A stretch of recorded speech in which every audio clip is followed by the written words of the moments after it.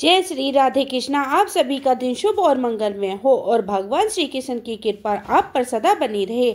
आप सभी की को मोहिनी एकादशी व्रत की हार्दिक शुभकामनाएं। उम्मीद है आज मोहिनी एकादशी की कथा भी आप हमारे चैनल पर जरूर सुनेंगे। आज सुनिएगा वैशाख मास महात्म्य का अध्याय 26। जेमिनी जी कहते हैं, इसके बाद नारद जी और राजा इंद्रदमन रोहित के छोटे भाई विद्यापति के साथ पुरुषोत्तम क्षेत्र में नीलकंठ महादेव जी के पास गए।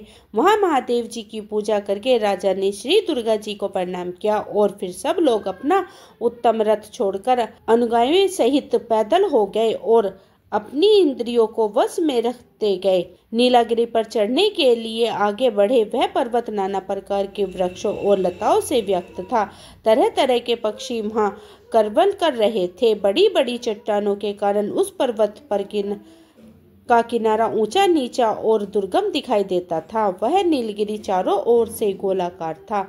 वे सब लोग उस मार्ग से गए जहाँ काले अगरू वृक्ष के नीचे सब विपत्तियां और भय को हरने वाले दिव्य सिंह रूपधारी भगवान नरसिंह निवास करते हैं, जिनका दर्शन करके मनुष्यों की कोटि कोटि भ्रम हत्याएं विलीन हो जाती हैं। उनका मुख फैला हुआ है, दांत बड़े भयंकर दिखाई देते हैं। कुछ पीले रंग की गर्दन के बालों से उनका मुखमंडल व्यक्त है। वे तीनों नेत्रों से युक्त और भयानक हैं। अपनी जांघों पर उत्तान सोए हुए दैत्य के वृक्ष स्थल को वृक्ष के समान कठोर नखों से विदान कर रहे हैं। मुख पर अठास की छटा है, जिसमें लपलपाती हुई लाल रंग की जीवा शोभा पाती है। उनके हाथ में शंख और चक्र सुशोभित है। मस्तक कटिक मुकुट से उद्रव हो रहा है। नेत्रों से आग की चिंगारियां निकलती हैं, जिसके समस्त दिशाएं संताप हो रही हैं। प्रचंड आघात के कारण भगवान के चरण कमल धरती में धंस गए हैं। उन आदित्य मूर्ति भगवान नरसिंह के दर्शन करके सबने उन्हें पर प्रणाम किया। इंद्रदमन ने भी भगवान नरसिंह का दर्शन करके नारद जी के वचनों पर विश्वास किया और कहा, महर्षि में कृतज्ञ हो गया। आप तो ज्ञान की निधि है। मैं तो भगवान के दर्शन मात्र से ही सब पातकों से छूट गया हूँ। दया सिंधु भगवान की नीलमणि में मूर्ति किस स्थान पर विराजमान है, जो दर्शन मात्र से ही मुक्ति देने वाली है। हे विप्रेवर, उसका मुझे दर्शन कराइए। तब नारद जी ने राजा इंद्रदमन को उस परम पावन स्थान का दर्शन कराया जहां भगवान विष्णु स्वर्ण में बालुका से ढके हुए थे। मुनि ने वहां ले जाकर राजा से कहा, महाराज, इस 2 योजन ऊंचे और 1 योजन फैले हुए वट वृक्ष को देखो। यह प्रलय काल में स्थिर रहता है और मनुष्यों को मोक्ष प्रदान कराने वाला है। इसकी छाया में जाने से मानव पाप से मुक्त हो जाता है और इसकी जड़ में प्राण त्याग करने वाला मनुष्य मोक्ष को प्राप्त होता है। फिर जो इसकी पूजा और स्तुति करता है, उसके लिए जो कहना ही क्या।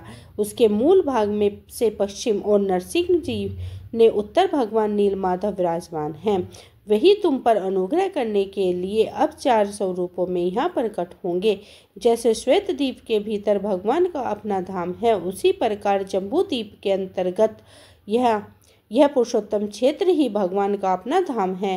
हे राजन, जो मोक्ष का अधिकारी है वही इसकी महिमा को समझ पाता है। अन्य मनुष्य के विशेषता पाप कर्मियों के लिए यह विश्वास की भूमि नहीं है। भगवान जगन्नाथ जी का दर्शन जी का अंतर्ध्यान होना या छिप जाना किसी विशेष कारण से होता है, परंतु वे साधु पुरुषों के अनुग्रह करने के लिए प्रत्येक युग में प्रकट होते रहते हैं। राजन, भगवान मत्स्य, कश्यप आदि अनेक अवतारों के द्वारा जब अवतार का उद्देश्य पूर्ण कर देते हैं, तब कारण की निवृत्ति को जानने से वे अंतर्ध्यान हो जाते हैं, परंतु वे ही दया सागर भगवान इस पुरुषोत्तम क्षेत्र में बिना किसी कारण के नित्य निवास करते हैं। जैसे श्वेत द्वीप में जाकर भगवान श्री विष्णु अन्यत अवतार लेते हैं, उसी प्रकार यहाँ रहते हुए भी वे द्वारिका, कांची और पुष्कर आदि में कृपा पूर्वक प्रकट होते हैं। हे राजन, अनेकों अनेक तीर्थ, देश, क्षेत्र और मंदिरों में भगवान विराजमान रहते हैं। महात्मा नारद जी की दिखाई हुई इस स्थान को महाराजा इंद्रदमन ने साष्टांग प्रणाम किया और भगवान को वहां प्रत्यक्ष स्थिर मानकर इस प्रकार स्तुति की, देव देव, हे जगन्नाथ, शरणागत की पीड़ा दूर करने वाले कमल नयन नारायण, मैं भव सागर में डूबा हुआ हूँ, मेरे उद्धार कीजिए। हे परमेश्वर, एकमात्र आप ही दुख राशि का विध्वंस करने वाले हैं। शूद्र मनुष्य लेस मात्र सुख की लिपास से शुद्ध देवताओं की सेवा करते हैं। भगवान आप भक्ति भाव से आराधना करने पर मनुष्यों को साक्षात मोक्ष प्रदान कराने वाले हैं।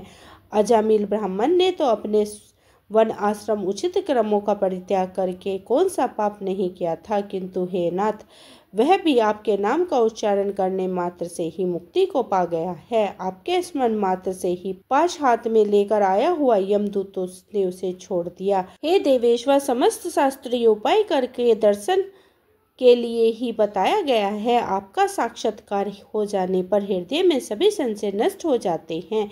उसी क्षण मनुष्य संदेह रहित हो जाता है। प्रभु, आप ही सबको आश्रय देने वाले हैं। मुझ दीन पर अनुग्रह कीजिए। मैं आपसे केवल इतना ही भीख मांगता हूँ कि आपकी जो मूर्ति यहाँ विराजमान है उसे मैं इन नेत्रों से दर्शन करूं। इसके सिवा दूसरा कोई भी प्रयोजन नहीं है। इस प्रकार हाथ जोड़े हुए राजा इंद्रदमन ने भगवान मधुसूदन की स्तुति करके पृथ्वी पर लौटकर उन्हें साष्टांग प्रणाम किया। उस समय उनके नेत्रों में आंसू भर आए थे। इसी समय आकाशवाणी हुई, जिसे इंद्रदमन ने भी सुना। राजन, चिंता न करो, मैं तुम्हें प्रत्यक्ष दर्शन दूंगा। देव ऋषि नारद ने ब्रह्मा जी को का जो वचन तुमसे कहा है उसके अनुसार कार्य करो। उस दिव्यवाणी को सुनकर राजा ने नारद जी से कहा, मुनि, आपके ब्रह्मा जी की आज्ञा से जो कुछ भी कहा था, इस आकाशवाणी ने भी उसी का अनुमोदन किया है। ब्रह्मा जी साक्षात जगन्नाथ हैं। इन दोनों में कुछ भी भेद नहीं है। आप ही ब्रह्मा जी के पुत्र हैं। आपका वचन भगवान का ही वचन है, इसलिए मुझे आपका प्रत्यय पूर्वक पालन करना चाहिए। तब देव ऋषि नारद जी कहते हैं, राजन, चलो अब हम लोग भगवान नीलकंठ के पास चलें। वहीं सब राक्षसों का सह तथा समस्त विघ्नों का निवारण करने वाले भगवान नरसिंह की पश्चिमी अभिमुख स्थापना करूंगा। इसके अंतर ध्यान को प्राप्त हुए भगवान विष्णु नरसिंह जी के रूप में प्रकट होंगे और उनके पास किया हुआ यज्ञ अतिशय फल देने वाला होगा। तुम आगे चलो और मैं शीघ्र ही वहाँ एक मंदिर बनवाऊंगा। मेरा स्मरण करने से विश्वकर्मा का पुत्र आकर शीघ्र पश्चिमा में मुख्य मंदिर का निर्माण करेगा। भगवान नीलकंठ के दक्षिण 100 धनुष की दूरी पर जो बहुत बड़ा चंदन का वृक्ष है, उसके पश्चिम का स्थान क्षेत्र होगा। वही तुम्हें 1000 यज्ञों का अनुष्ठान करना है। तुम अभी जाओ। मैं 5 दिनों तक अभी यहीं ठहरकर इस ज्योति स्वरूप अनंत शक्ति संपन्न दिव्य नरसिंह भगवान की आराधना करके एवं अर्च विग्रह में इनकी प्रतिष्ठा करूंगा। वे उनमें प्राण, इंद्रिया और मन के साथ विराजी। नारद जी की यह बात सुनकर राजा इंद्रदमन चक्षु वृक्ष के समीप गया। वहाँ उन्होंने विश्वकर्मा के पुत्र सुघटक को उपस्थित देखा। सुघटक राजा को देखकर हाथ जोड़कर बोले, देव, मैं शिल्प शास्त्र का ज्ञाता हूँ। इस समय आपके परम सुंदर नरसिंह भगवान के निर्माण करूंगा। तब राजा बोले, आप कोई साधारण शिल्पी नहीं है, विश्वकर्मा जी के पुत्र हो। यह नारद जी ने मुझे बता दिया है। इसलिए प्रकार और तोरंग के साथ नरसिंह जी का सुंदर मंदिर आप शीघ्र ही तैयार करो। उसका मुख्य द्वार पश्चिम की ओर हो। इस प्रकार कहकर देव शिल्पी का विधिवत पूजन सत्कार करके राजा ने उन्हें मंदिर निर्माण के लिए कार्य में नियुक्त किया और शिला संग्रह करने वाले सेवकों को बहुत सारा धन देकर उनसे कार्य में लगा दिया। वह सुंदर मंदिर तथा भी बहुत दिनों में बनने वाला था। फिर भी देव शिल्पी ने की महिमा से चौथे दिन ही बनकर तैयार हो गया। इसके बाद 5वें दिन सवेरे नित्य कर्म के बाद प्रतिष्ठित विधि से सारी सामग्री एकत्रित करके जब राजा नारद जी के आने की प्रतीक्षा कर रहे थे, तभी शंख, मृदल, ढोल, गीत, मंगलवाद तथा हाथियों की घंटियों के शब्द सहज सुनाई पड़ने लगे। साथ ही उच्च स्वर में जय जयकार का शब्द आकाश मंडल में गूंज उठा। इतने में ही नारद जी विश्वकर्मा जी की बनाई हुई सुंदर नरसिंह मूर्ति को लेकर वहां आ गए। उस मूर्ति की प्राण प्रतिष्ठा हो चुकी थी। उसमें दिव्य माला और वस्त्र धारण किए थे। उस पर दिव्य चंदन का अनुलेख किया गया था। वह सब ओर से तेज पुंज से व्यक्त थी और सबको हर्ष प्रदान करती थी। यह देखकर राजा और अनुयायी बहुत प्रसन्न हुए। सबने देव ऋषि नारद जी की खूब प्रशंसा की। फिर निकट से देखकर उनमें नरसिंह जी की आकृति पहचानी और यह निश्चय किया कि यह आदि मूर्ति भगवान नरसिंह जी की प्रतिमा है। तब प्रसन्नचित्त हुए राजा इंद्रदमन ने भगवान नरसिंह जी की परिक्रमा की और धरती पर मस्तक रखकर साष्टांग प्रणाम किया। इसके बाद राजा के अनुरोध से नारद मुनि ने भूदेवी और लक्ष्मी देवी के साथ देवादिदेव भगवान नरसिंह जी की प्रतिमा को रतन में वेदी पर शुभ मुहूर्त में स्थापित कराया। इसके बाद वैष्णव ब्राह्मण, अन्य नरेशगण तथा बुद्धिमान नारद जी एक साथ राजा इंद्रदमन ने उपनिषदों और धर्मशास्त्री श्रोताओं द्वारा प्रसन्नता पूर्वक भगवान की स्तुति की। हे भगवान, आप एक अनेक स्थूल, सूक्ष्म तथा अत्यंत लघु शरीर धारण करते हैं। आप आकाश से परे होने पर भी आकाश स्वरूप हैं। आपका स्वरूप सदा एक रस रहता है, अतः आप अद्वितीय स्वरूप हैं।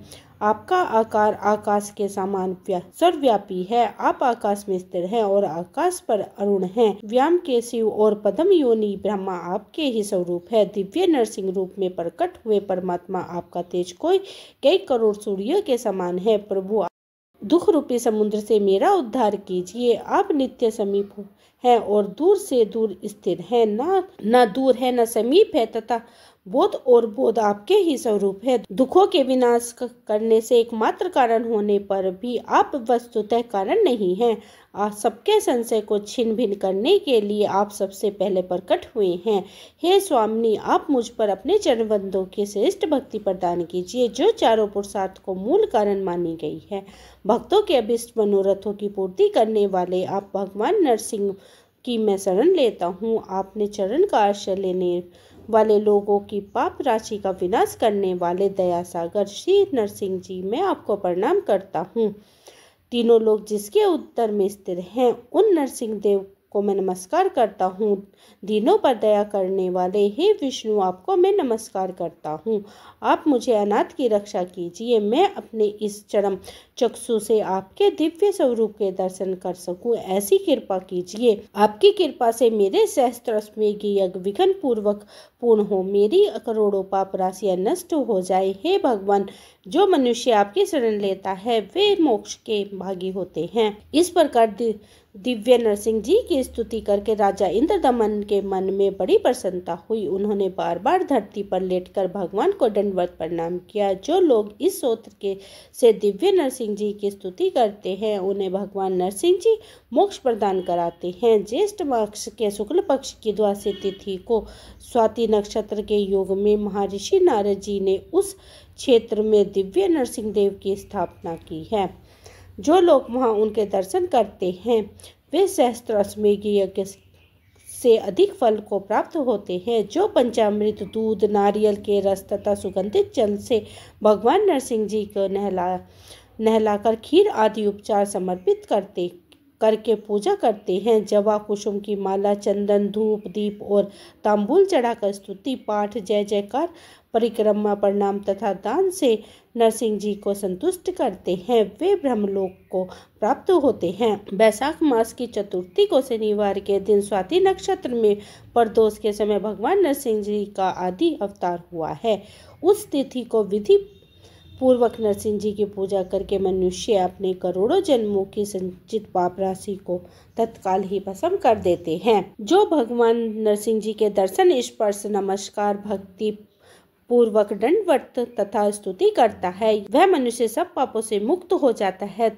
तब मुनियों ने पूछा, महर्षि, उस क्षेत्र में भगवान नरसिंह जी के स्थापित हो जाने पर राजा इंद्रदमन ने क्या किया? तब इसके बाद जो कुछ भी जेमिनी जी ने बताया, इसका वृत्तांत आप अगले अध्याय में सुनेंगे। दोस्तों, ये थी आज की वीडियो। उम्मीद करती हूँ आज की वीडियो आपको पसंद आई होगी। वीडियो पसंद आई है तो वीडियो को लाइक करके परिवार और भक्तजनों में शेयर करें। मिलती हूँ इससे आगे के अध्याय के साथ। तब तक के लिए हरे कृष्णा, राधे राधे।